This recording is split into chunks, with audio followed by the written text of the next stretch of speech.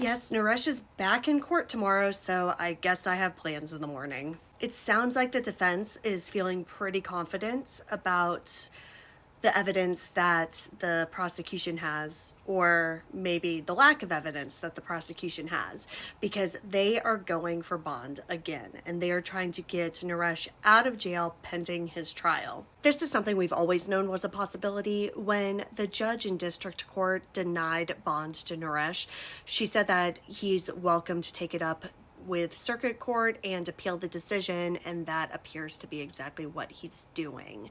So this is obviously scary because, of course, there's a chance that he could be granted bond. But what it also means is that we're going to find out more information, because what the prosecution has to prove, not beyond a reasonable doubt, but just prove enough to the judge, is that Naresh is either a flight risk, a danger to the community, or both. Now, last time we had a bond hearing, that's when we heard about, he had his passport and the baby's passport out. It looked like he was getting ready to leave. Then we got a lot of the information about like the blood evidence, right? So I think we're going to hear all of that, but probably with more emphasis placed on the actual evidence against him as opposed to the fleeing part.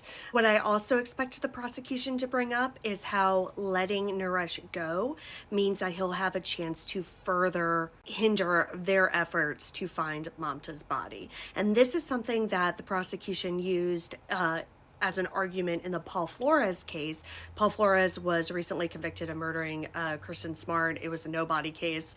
And the prosecution argued against bond for him for that reason, that they believed that were he to be let out, that he would be able to basically hide Kristen better than he already had.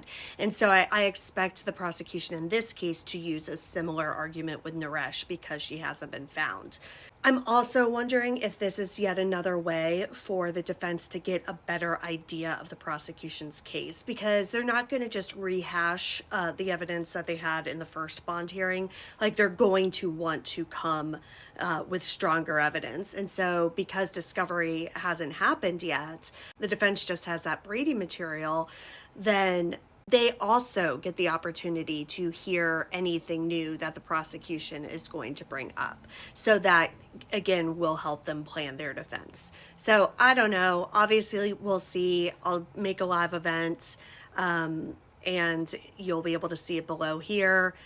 But that's where we are. We've got another bond hearing Thursday, September 19th at 9:30 a.m., and I will be going live after.